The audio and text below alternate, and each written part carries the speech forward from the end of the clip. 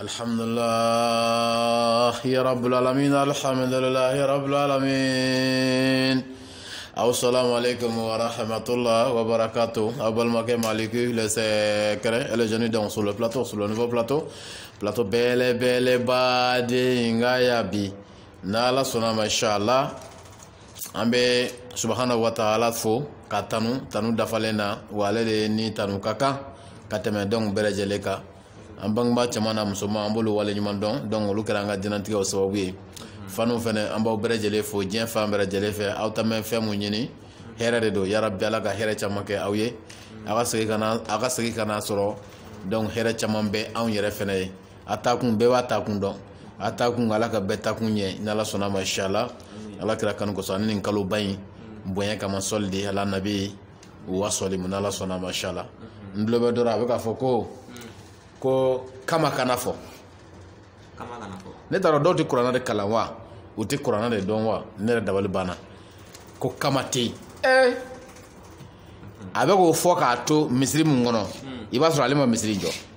wartigi do ya jo wartigi de kama itaro fo itara fo wartigi de kama it ala essence dema wartigi ngama e sona e sera ka fo misri ngono misri million ga chade bo wartigi de kama misri nkerai e soro ka tane kuma ifo iti akili jagbo nte ali corona kan yere iba fo ki to situation mun kono no bi la halaya yere jabi quoi ka soro mama kuma donc kama be ala kira mamaru kama nin kalo belele bay ngama ala ka here ka nanga fanu ye je fam bere jele fe na la sona ma sala jonga ni monturi mbo on ma ngani be ka bo kana na bo émission na parce que monturi a chekay donc adaka gele dode a dia groupe ne bado e monturi ndia ngon na matofo nga ya bon na folo muna ala ka na folo chamam bla donc o nona ala ka fale million na ala ka ke here fene ay ni ala sona mashallah donc les génies ouais les secrets ini kayo be nyona bi de o yam del goy bismillah an sigira ba bi lundi do yam le 7 février 2022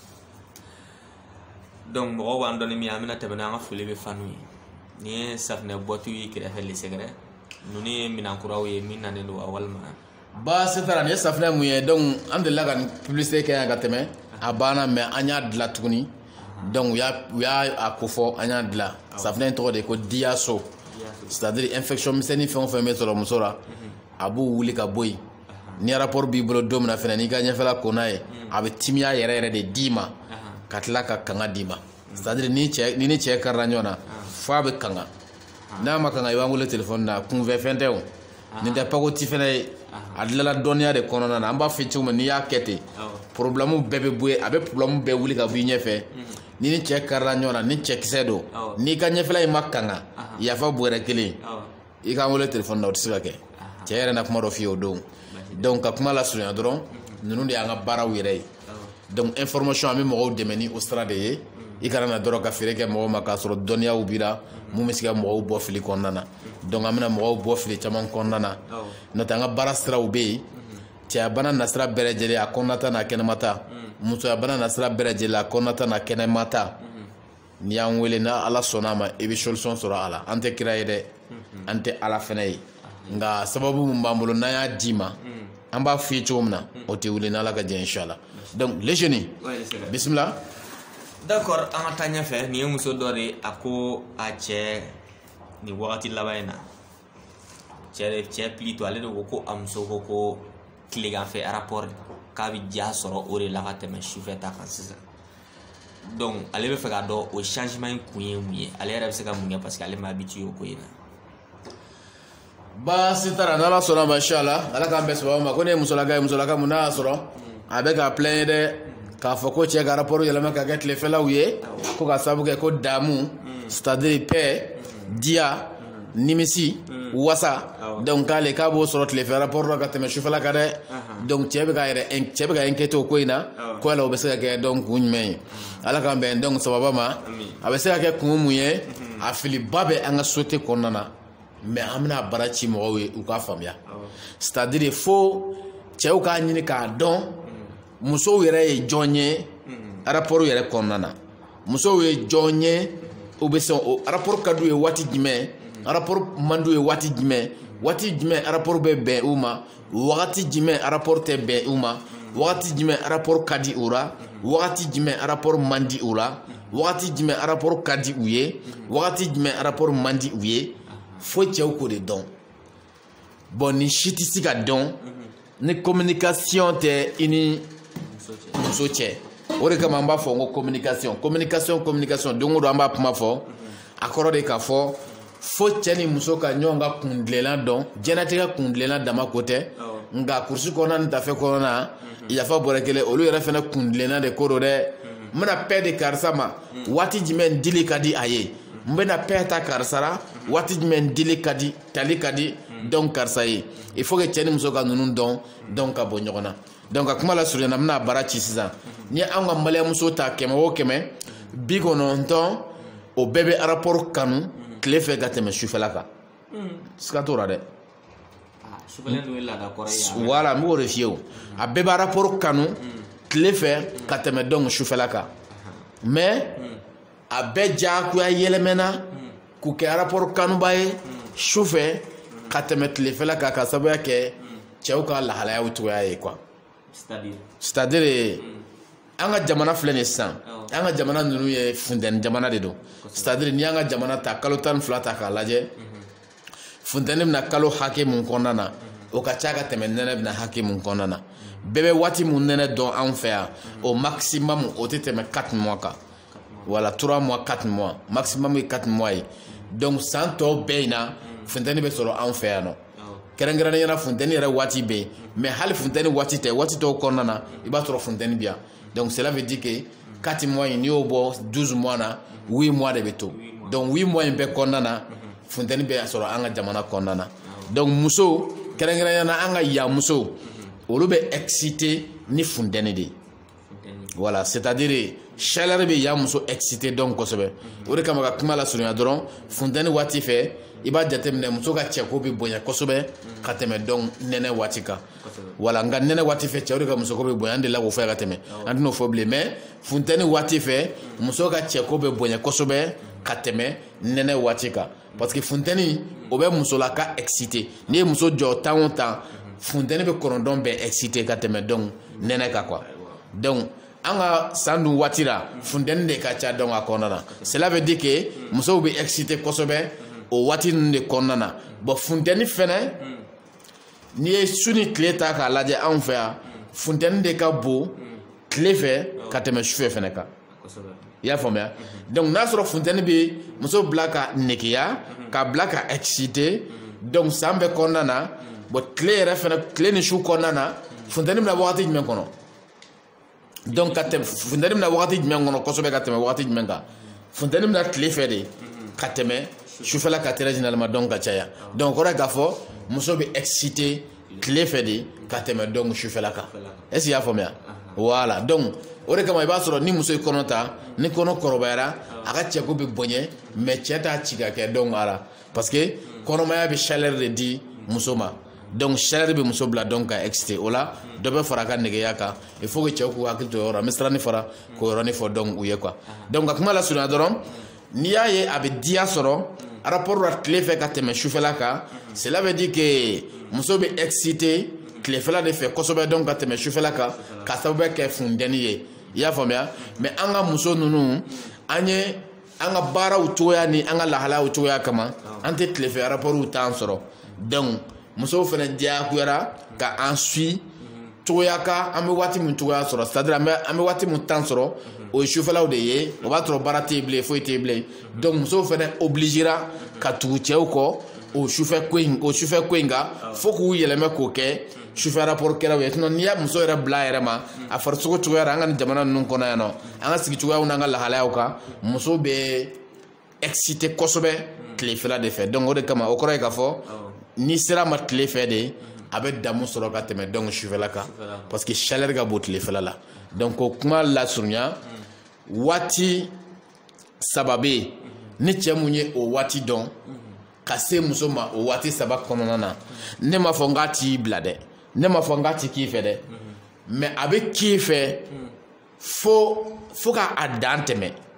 fo ka tɛmɛ a dan kan e yɛrɛ t'a miiri k'a fɔ mɔgɔ yɛrɛ bɛ sɔn ka kɛ mɔgɔ fɛ tan o de bɛ k'ara c'est-à-dire a bɛ kɛlɛkɛlaw ni sɔgɔbɛ-sɔgɔbɛliw caya i nɔfɛ a bɛ k'i fɛ fo e yɛrɛ b'a dɔn k'a fɔ ne muso a bɛ n fɛ i b'a dɔn wagati min ya c'est-à-dire muso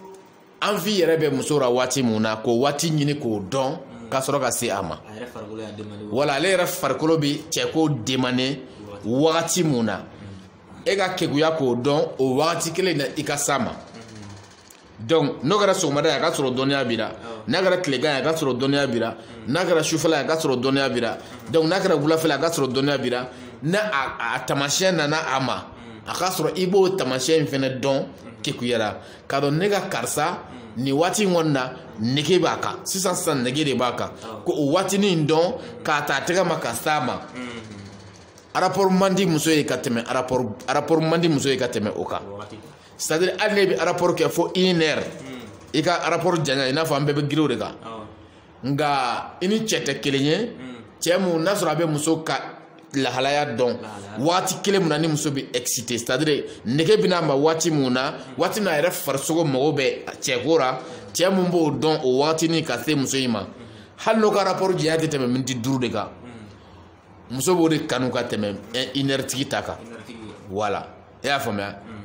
donc sisan o ye wagati fɔlɔ ye donc wagati filanan cɛ mun bɛ yen n'a b'a fɛ ka rapport kɛ ni muso ye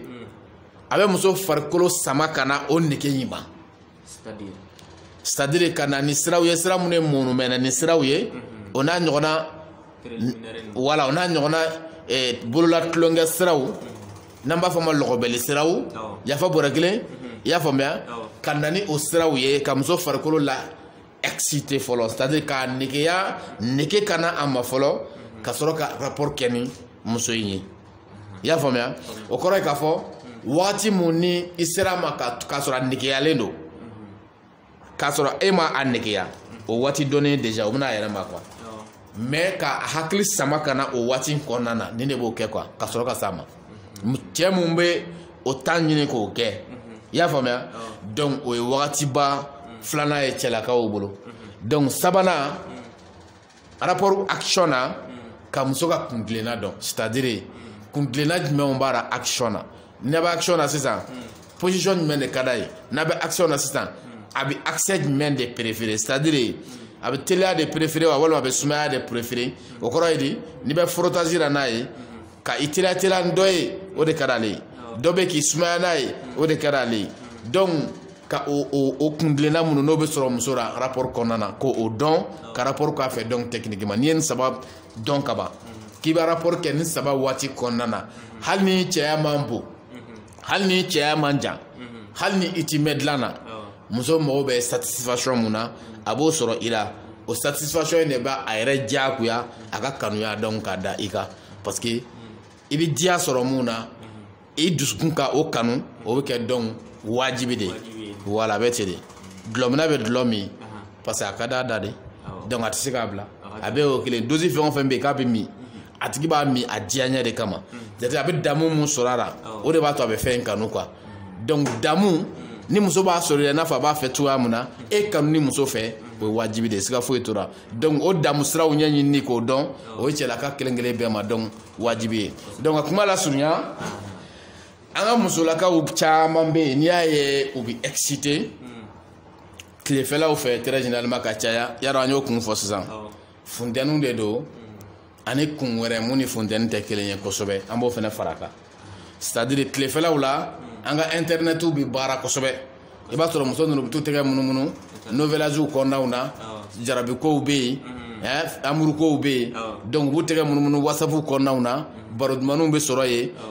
vidéo bɛ sɔrɔ yen minnu bɛ excitation kɛ c'est-à-dire toujours i b'a sɔrɔ a tɛgɛ bɛ ko dɔ la ko mun ye negeyako ye donc a hakili bɛ taa cɛko ka o waati kɔnɔna na donc kuma bɛɛ i b'a sɔrɔ u negeyalen de don tile fɛ kosɛbɛ ka tɛmɛ sufɛla kan ka sababu kɛ internet ko ninnu ye quoi est-ce que i y'a faamuya donc cɛ mun bɛ yen que i bɛ se ka temps dɔ créer i yɛrɛ ye ka to ka o tilefɛla ninnu fara i ka rapport kan abi kan do ika muso ra donc kosobe don do bina so ki bina ci dora walma bina téléphone ayra dun ebe muso e monmono nina ba so che ko de ba kono ube do re na ki bina fenota ube do re ko na ki bina reposer muso ba tan ka sege nina ta fo sirima ko ora walma be jagwa ko ora che ko ne ba kono c'est-à-dire ne ke de ba kan mais comme abaro ke keme ka rapport ke shufa ko yi abe stranga fiye farafi muso da te kuma ata tega ma ika pedo di anima ka tuko kika barai telefolo la ninara walma ka daba kama kana turu cheso kliga refe kika maram ta tega ma ka pedo dama na tambi soro awbulo akadi muso donc kosobe parce que bi excité telefolo fait très généralement ka teme al shufala nununga mais comme uta a wati soro donc u jagwara ka tugu ango shufala ine la très généralement donc ka chaya quoi. Est-ce que vous voilà, donc, à quoi est-ce que Clefela ni Choufela ko, à quoi est-ce que dit très généralement donc à Chaya. Donc, ni tia mounye a famu, heredo. Ni ma famu fere, bashitara, bodob na foko, kale be barake che, kale tu nyete. Ma banga barabla ta muso goya, o ma dumini doa, o ma agrazoli. Ni tia ngoni kuma fo ta ati fo ni na account. E na la tanto ko la ma barabla ta ke muso ko itle kwandere ndere fe kuma mu garare. Tiens, région avec la canfora d'obno fo. Bachitara mon frère, bachitara donc pour te informer, ka kuna fondi ima bachite, ibika bara jatemine, ika bara kona na so semaine ngono. Ebe tlefla de bla iti barake o semaine kona na ako tlefla o tlefla mo niveau bla niti barake o kuma ika rapport do préparer o tlefla in kona na. C'est-à-dire na so le dimanche samedi bla, samedi beni dimanche be ka so chiti bulo mumbi labo. Samedi doni chiti bulu a tlefe tani do créer ire ini maramu ka karnyona era na gudo sora ara ikundi delika gumu sora ara ko roydi parce que ni sera muso maka soro anneke yalendo ayre be afarkolo be gudo di ima parce que fembe mumbe ka ke akada yara rakaba no kera afarso be gudo di ima ani isra maka sora man negeya donc olute kelenye donc mo frère ni ba fe ka ngakuma tientiya wal maka galuntiya ibe tan soro wati mun konna na o wati tlefe hala gara wati tle kelende walma shukele tle flade c'est-à-dire wati mun beblo neti barake o wati flat tle konna na walma wati kelen tle konna na iba jatem ne ka tan o créer halni make dongodo kuma ni kuma e ga to ga siga musoma o tle gagne fe c'est-à-dire iba ta tega ma doro ka pedama ka soro ka a jatem ne abina ji mun dima o konna na ani ibina timiya mun soro ara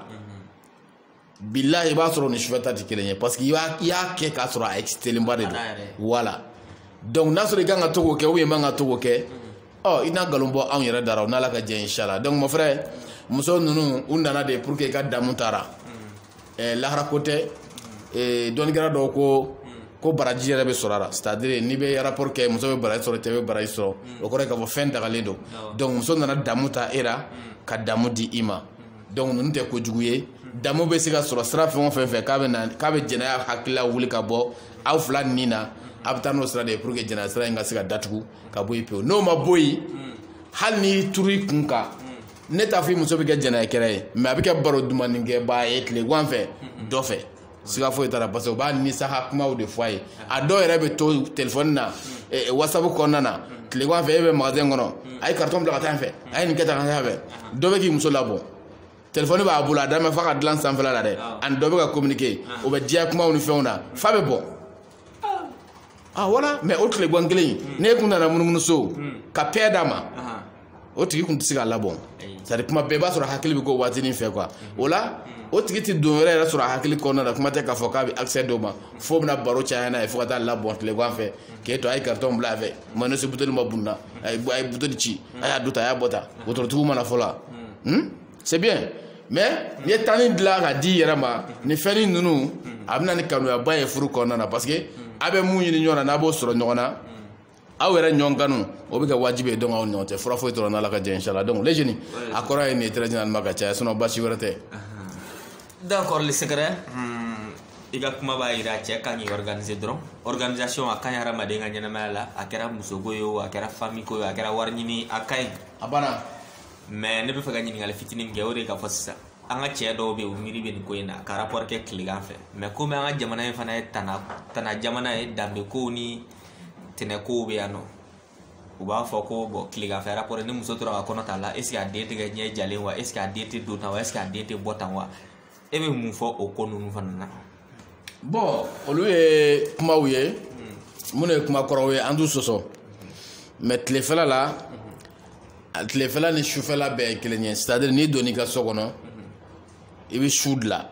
nka k'a sɔrɔ a bɛ tilefɛla la parce que a bɛ muso kunkolo la déjà tilefɛla de don, tilefɛ ko nana ma kaban.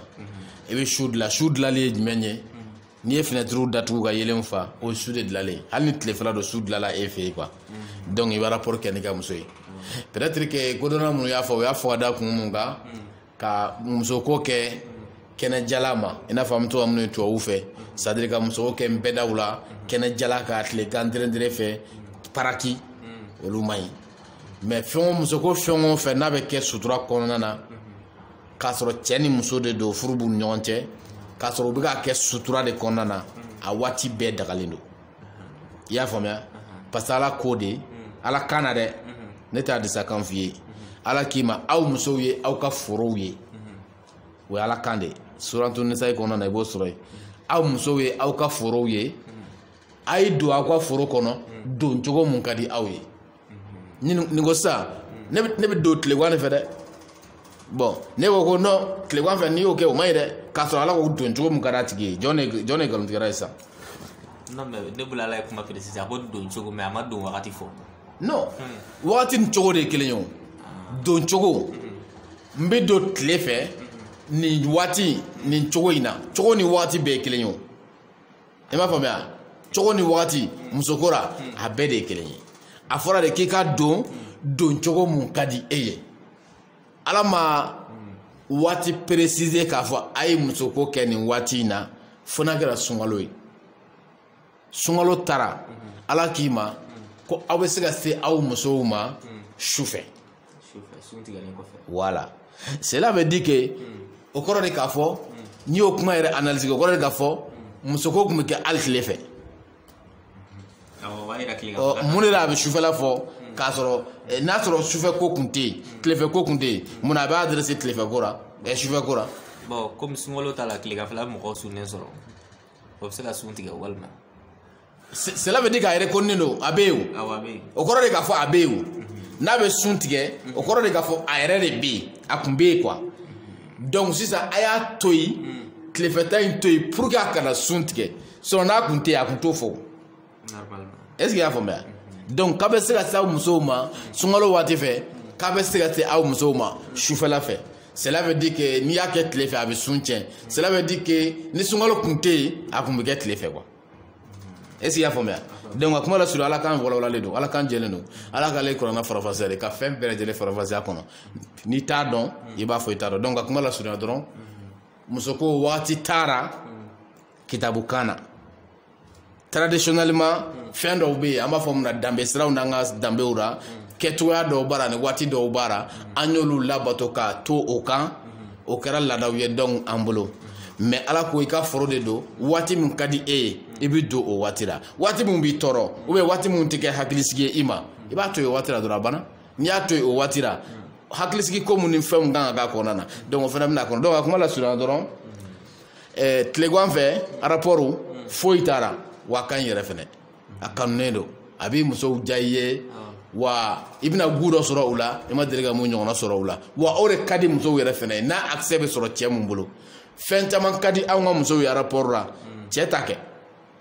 muso tɛ se ka kuma fɔ hali rapport la cɛ ni muso tɛ anw fɛ hali rapport la cɛ ni muso tɛ position dɔw bɛ yen position na ni muso kɔnna k'a bɔ k'a sɔrɔ cɛ ma sira di walima cɛ m'o yira la ni muso tora k'o kɛ ni cɛ ye au lieu que ko in ka kɛ diya ye a bɛ kɛ kɛlɛ de ye muso cɛ bɛna inquiété de jɔn nin f'i ye voilà jɔn ne yira nin ye nin ye min e ye nin dɔn cogo di c'est a bɛna miiri dɔrɔn k'a fɔ i b'a sɔrɔ dɔ tilala nin na c'est à dire dɔ ye nin ban de ye ale ka sɔrɔ k'a sɔrɔ quoi bon nin bɛ muso kunkolo la déjà fɛn caman ba de bɛ a ka d'an ka musolakaw ye u tɛ se k'a kɛ u bɛ siran de cɛ kana na attaquer ko in kɛlɛ la k'a sɔrɔ internet bɛ yen i bɛ se ka musow informer ba de don k'a sɔrɔ kamalentigɛ sira tɛ c'est à dire u bɛ fɛn caman faamuya k'a sɔrɔ kamalentigɛ sira tɛ u bɛna n'o siraw ye pour que ka se ka cɛ dɛmɛ rapport la ani pour que ka se ka sahali dɔ ɲini donc k'o di cɛ nin ma mais an b'a kɛ kɛlɛ ye donc a kuma la surunya dɔrɔn tilefɛ rapport foyi taara a ye su ko n'aw donna a ka so kɔnɔ kɔrɔ a ye na ni sutura ye o de su kule quoi, c'est-à-dire a ye sutura nafolo a ka sɔrɔ ka rapport kɛ sutura kɔnɔna na foyi tara a b'aw kanu de don ɲɔgɔn na n'ala ka jɛ inshallah ala y'a fɔ k'a jɛya k'a ye don a ka foro kɔnɔ doncogo ka di aw ye doncogo mun ka di aw ye o kɔrɔ ye position fɛn o fɛn ka di e ye i bɛ se k'a bɛɛ kɛ ni muso ye o ye ala kan ye a ko sunkalo sufɛ k'a ka se musow ma sunkalo sufɛ o kɔrɔ de k'a fɔ rapport kun bɛ kɛ tile fɛ n'o tɛ a kun tɛ kuma in préciser tan quoi donc a fila bɛɛ kumakan jɛlen bɛ ala kan kɔnɔna na donc ne hakili la an ye diinɛtigiw de ye quoi an tɛ se ka bɔ nin kɔnɔna na n'ala ka jɛ inshallah. D'accord, sɛgɛrɛ an bɛ taa ɲɛfɛ ɲininkali filanan ye min ye ko yalima distance a bɛ dɔ bɔ kanu na wa i bɛ se ka bilasirali ko la. baasi t'a la ala k'an bɛn sababa ma an tɛ miniti la ye fɔlɔ miniti an ye dɔ kɛ koyi caman ba de kɛra donc hakili la u tɛna se k'a bɛɛ lamɛn an bɛ nin bila waati wɛrɛ la ka kuma la surunya ko distance bɛ dɔ bɔ kanu na wa c'est-à-dire e muso i n'a tɛ ɲɔgɔn kan ou bien cɛ i n'a tɛ ɲɔgɔn kan o bɛ se ka kanuya bɔ ban aw ni ɲɔgɔn cɛ wa a b'a ban pewu ka bɔ cɛ ni muso cɛ kun fila bɛ yen n'o mana donc n'a nana an bɛna ka na jaabi fila di an bɛna jaabi fila bɛ kun fila bɛ jaabi di n'ala ka jɛ inshallah donc toujours Malick le secret et les génies an ne tun bɛ plateau ba ye n ka yabi n'i b'a ɲini internet sɔrɔ i b'a sɔrɔ Malick le secret i b'an sɔrɔ internet ka dɛ ni mɔgɔw bɛ kunnafoni wɛrɛ fana i bɛ se ka da gosi 77 39 39 0 de n'i ye da gosi dan na yɛlɛ i ye n'ala ka jɛ inshallah.